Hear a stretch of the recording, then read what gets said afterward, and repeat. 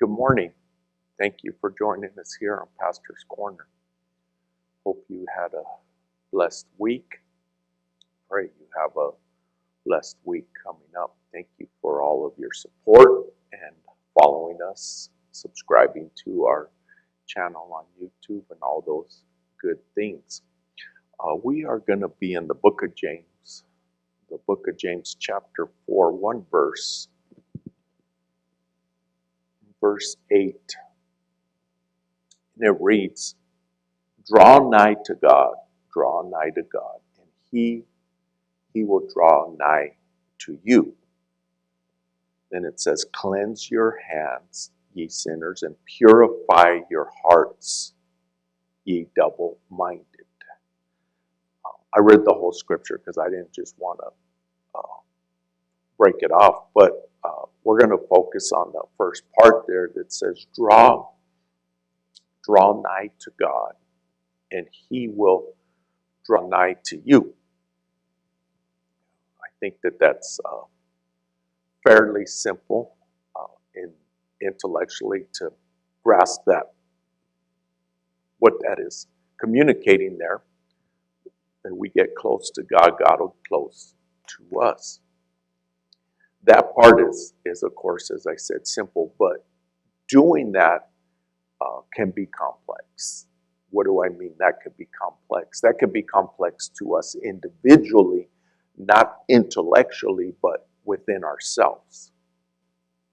How can one draw nigh to God?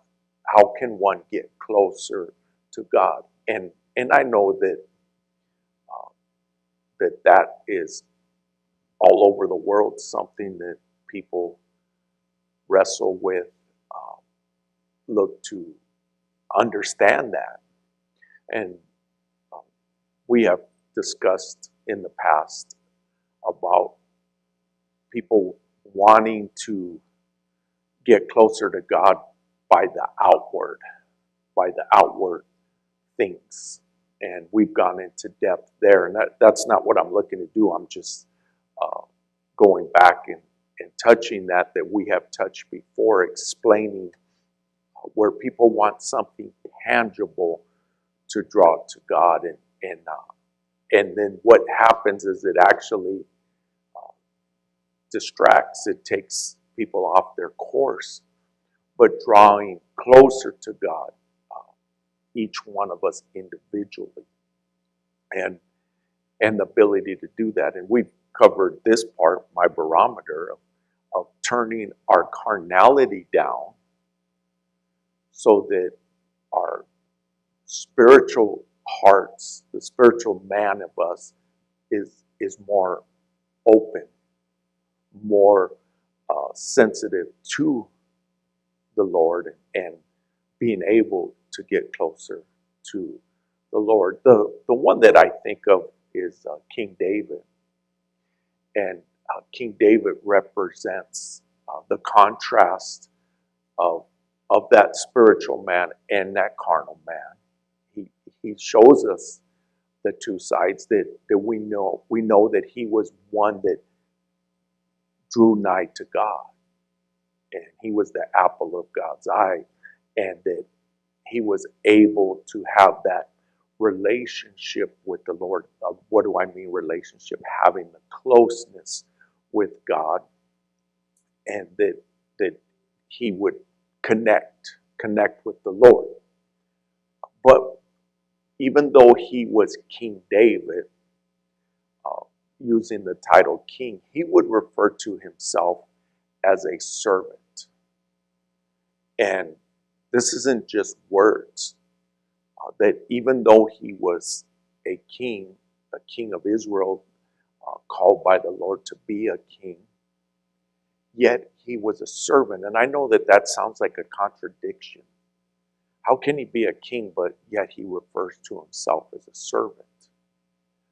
Because he understood that being a servant is that ability to draw to God. Yes, being a servant allows us to draw to God. I said us, each one of us. Being around people from all over life, all different types of people, just different things in life.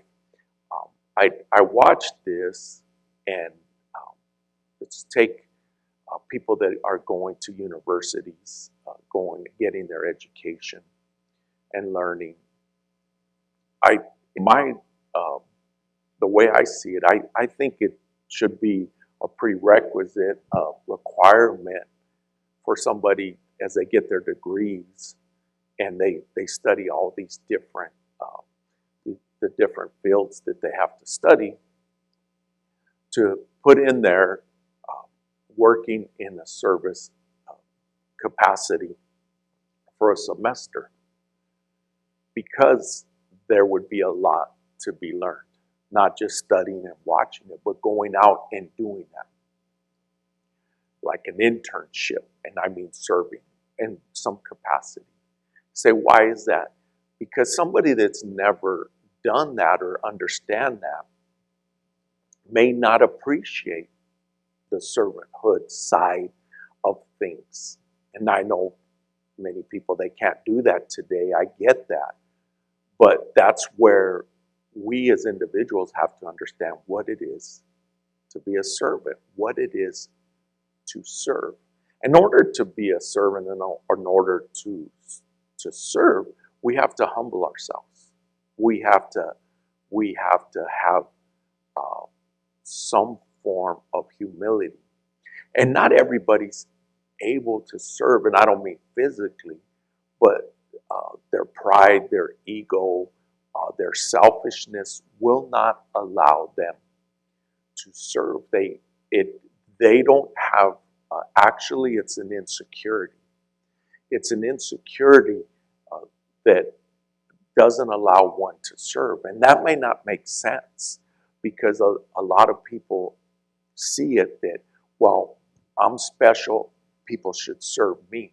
Not realizing when you are confident and secure, you're able to serve. An insecurity will cause somebody to not be able to serve. And of course, selfishness or laziness, that can cause someone to not serve. But what if somebody isn't lazy, but they have energy, they have strength, but they refuse to serve, and a lot of it's because of an insecurity. They're not secure enough to help somebody to go, let's say, visit the homeless or some capacity, because they are too insecure. And this may not make sense, but they would view themselves that if I do that, it's going to lower me to a lesser person. Not realizing, getting back to the king of King David, that's the whole part of being royal, that you're able to serve. And I know that gets so confused, where people believe that being royal means that people serve you, and not realizing to be royal, you actually serve. Well, let's take Jesus, the King of Kings, but yet he was a servant of the highest level of a servant, that he served you so much and me so much that he gave his life for us, that he came in and manifested in flesh, became a servant for you, for me. But the ability to say, okay, let me serve. What does that have to do with drawing nigh to God?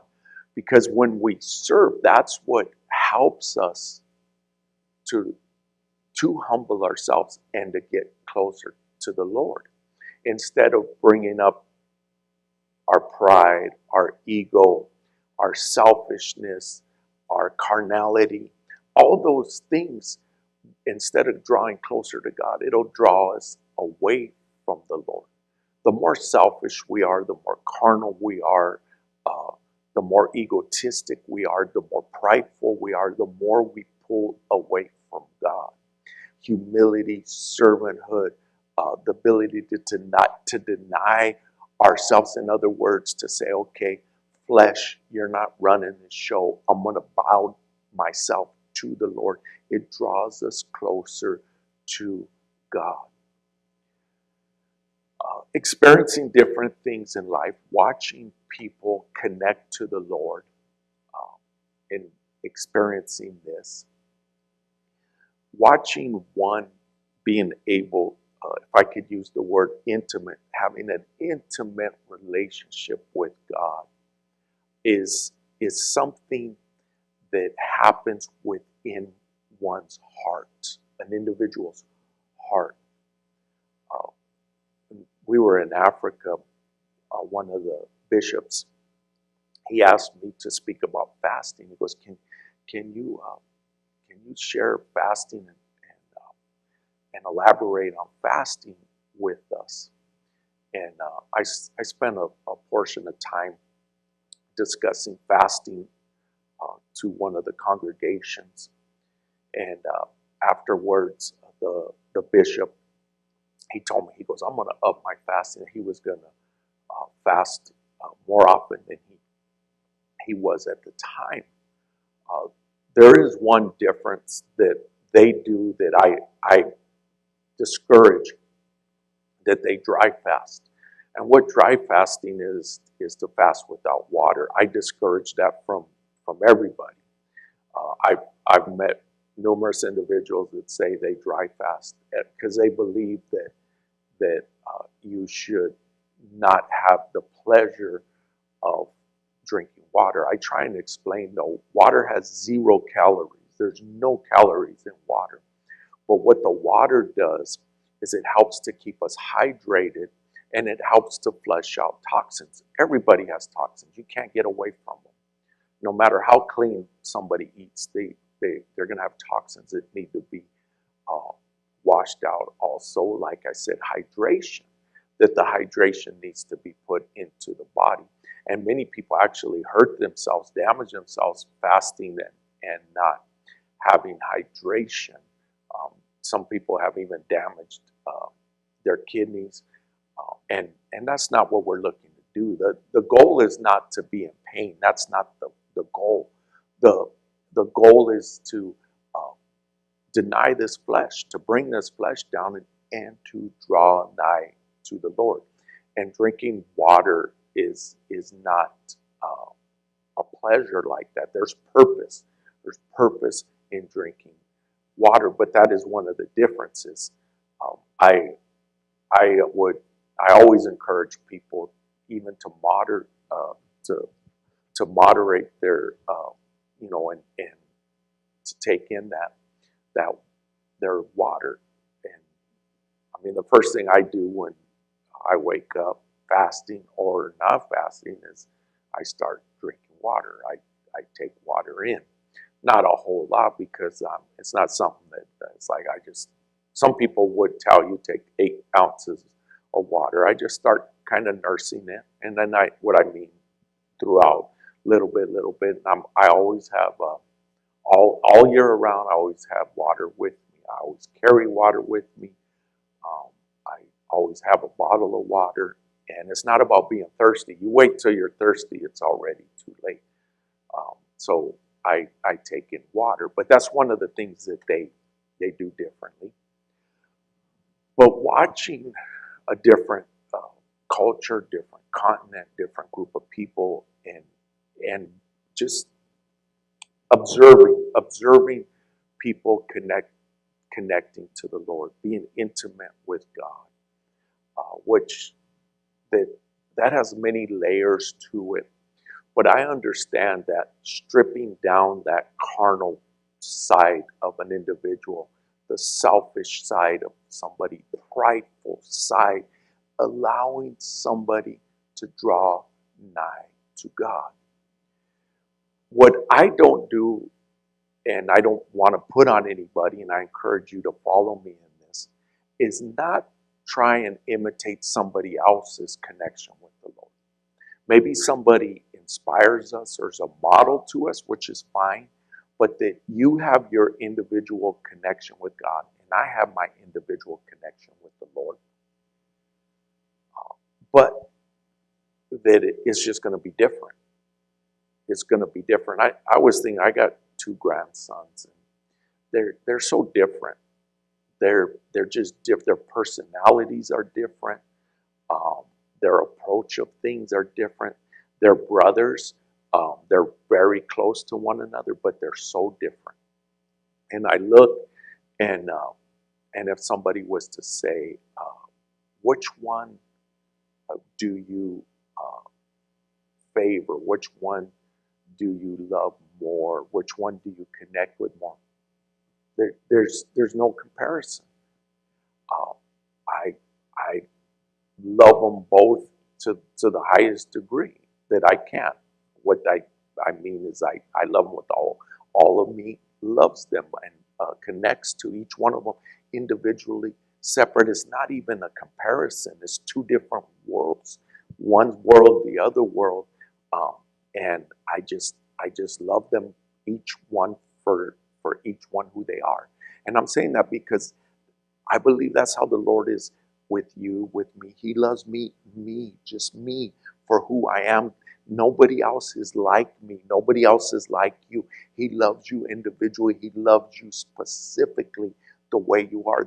It's not about, well, that this is my favorite and I love this one more, and those different things that somebody could be like that. And we see people live like that where they're partial. Um, but there's no partiality. And but it's just 2 different worlds without getting too deep there. And I think a lot like that. But I do see that the Lord, He loves me for me uniquely, nobody else. But it's the same way for you because He's God. He's able to do that with all the billions of people. Yes, all the billions of people. Now, everyone in the world is not connecting to the Lord. Not everyone loves God, and that's a different study there. But His love is perfect, complete, whole, and He loves us each specifically for ourselves, for each one, uniquely. That's the word I need to use. Uniquely, He loves each one of us. So, excuse me, His relationship with me, His relationship with you is going to be unique.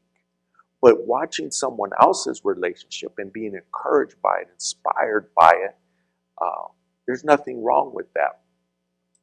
For myself, I don't have open visions where my eyes are open, I'm awake, and I could see things in the spiritual realm. Some people say that doesn't happen. When they do say that, they're saying it doesn't happen to them. I'll say it doesn't happen to me. I don't have that. But my wife does. She'll have open vision. She'll see something and be awake and be able to see things. And I know that may sound strange to somebody that's never experienced it. And I'll say, okay, I don't, but I know that she does. But I don't discount hers, but her relationship with God is her relationship with God. That's why I use that example. I could use other things. I know I'm putting something a little bit that is deep there, but her ability to draw nigh to God is her ability to draw nigh to God. My ability to draw nigh to God is my ability to draw nigh to God. Hers is hers and mine is mine, just like I'm using my 2 grandsons there. One's one, the other's the other. But it's not about a comparison or partiality. It's about uniqueness and her unique ability to connect with the Lord and my unique ability to connect to the Lord. And she would tell you what I do, she can't do. What she does, I can't do. But we can appreciate one another's connection to the Lord. That's what I'm talking about.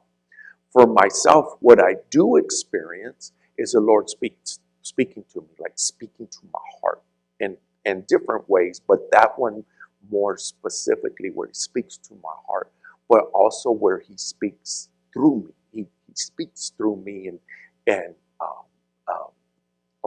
a proceeding word that comes out that comes from my relationship with the Lord. That's specific and unique to me. Does the Lord do that with other individuals? Sure, yes. Same thing with my wife. Other individuals will have open visions. But what I experience, I know is unique. It's a unique thing that God will do with my relationship with Him. So I understand my relationship with the Lord is unique in mine and His, and then I'm using my wife for my wife and the Lord, their relationship. That, but the two of us could come together and we can share, and we don't try and force our what she is, what I am, and our relationship with God on one another. And I don't try and force mine on other people. I do encourage people or try to inspire people to draw nigh to God and have their unique experience. But getting back to that ability to draw nigh to God, when somebody refuses to serve, when somebody refuses to put down their pride, their ego, their carnality, they're not going to draw nigh to God. And that may come across as judgmental, but you can't walk into His presence and not be able to bow down, to surrender, to bring a servant's heart into the Lord's hands. And I say it this way: we don't have to serve, we get to serve. Someone say, well, we have to serve. Well, when we look at it that way, we're going to push it back on it. We should look at the opportunity to get to serve. That is like, that I can serve. I look at it this way: I only have so much in this temple to give. I only have so much time in it. That it's going to expire. This flesh will expire. Your flesh will expire one day. There's a shelf life on it. There's an expiration date that our bodies are going to give out. But before it gives out, before it expires, before it's done, how much can I serve? Not how little can I serve, how much can I serve? What's the least I can do? Or what's the most I can do? And what's the most that I can do to be a servant to the Lord? And draw nigh to God. Be intimate with the Lord. Have a connection with the Lord. Reflect that light of His onto other people. And look at us and say, okay, let me have a relationship with God, but let me reflect that and be a servant. Now, it should be something that is in our hearts and not just right here in our minds. Okay, I'm going to serve, I'm going to serve, I'm going to serve. But that it's in us. It's part of our makeup of who we are. That we just instinctively just serve. Nobody has to tell us, we just do it. It just happens because it's part of who we are. Oh, let me help you with that. You need some help with that? Oh, help that person. Look, we need to give them. We need to give them a hand. So many areas in life, not just in this sanctuary of this building here, but just in life, where somebody needs a hand, where somebody is unable to, somebody is physically challenged and they need help walking through the door at the grocery store. And they're trying to carry a bunch of luggage, bags, whatever it is that they need help with. I was at the gas station putting in gas one day.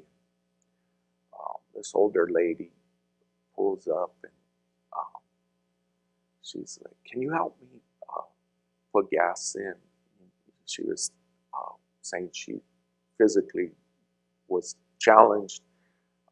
She gave me the money to pay and put gas in, and I was just a stranger at another pump, and I said, "Yeah," I paid for her fuel. She gave me the money. I paid for it. I put the nozzle in, pump the gas, put the nozzle back, close the thing. And she's like, thank you, bye. And it's like, I have no clue who she was, don't know her name.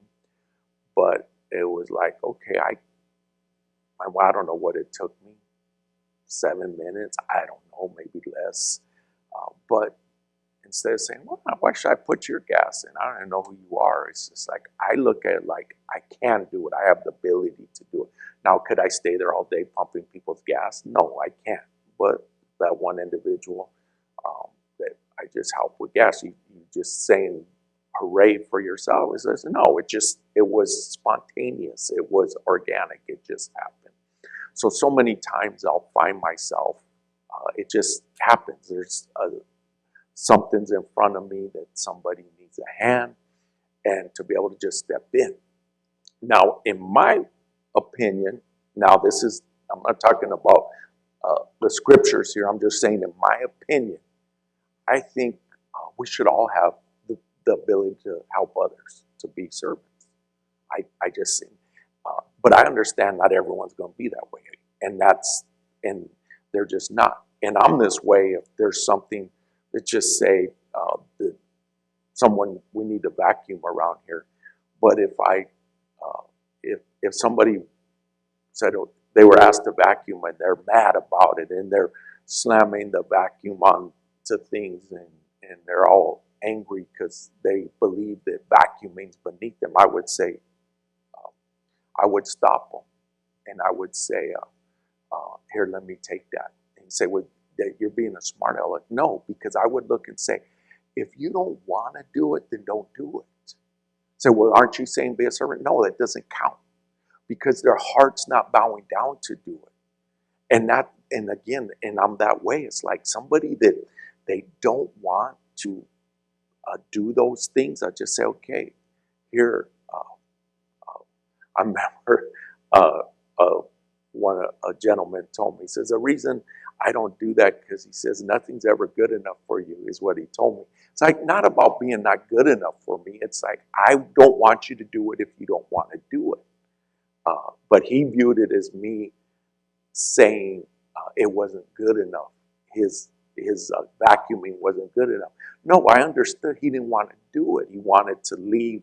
He wanted to go do something else. So I'm just like, I'll do it. Just go ahead and leave. I'll take care of the vacuuming. I'm not trying to be smart aleck, but it's not just that way in the house of the Lord or church. It'd be anything. If I went to have my car,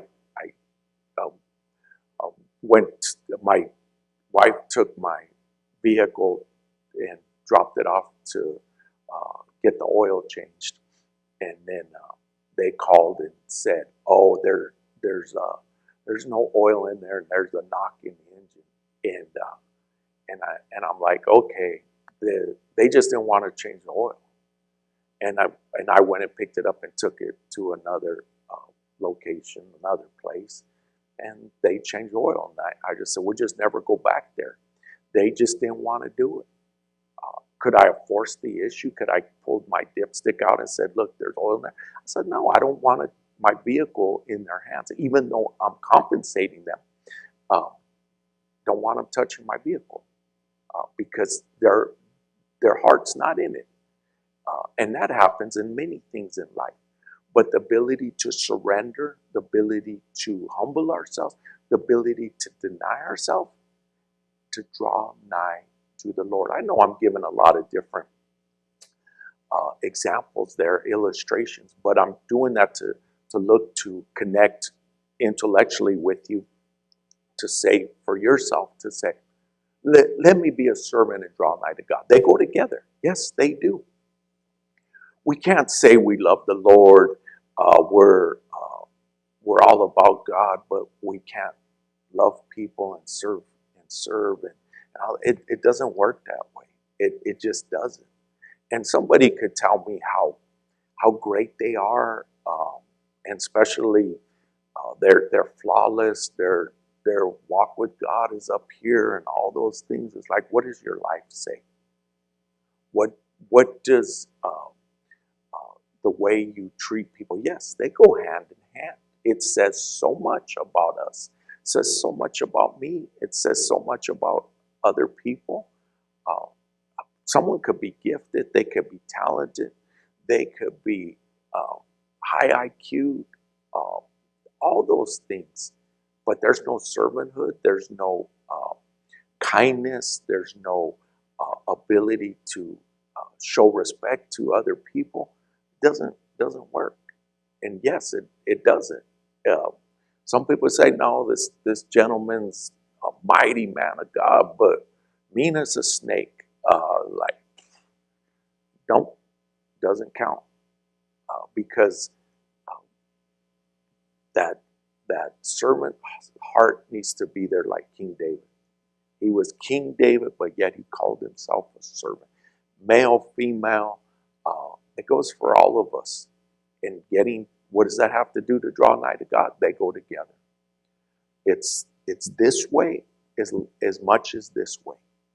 This way, when I say this is between us and God, and this way is between us and man. And it's not about what we say here, it's what we do here with our lives.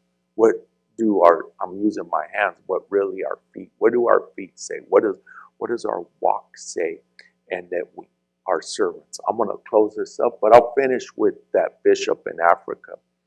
And as we were able to share and talk and spend time together, he had said this statement to me. He says, I don't look to how we say here, pray up. I don't look to pray up. I don't look to do that. He says, I just look to have that all the time. And I totally agreed with him. I said, I'm right there with you. I don't look and say, okay, now's the time for me to be close to God, instead of just being close to God every day of the year. Every day.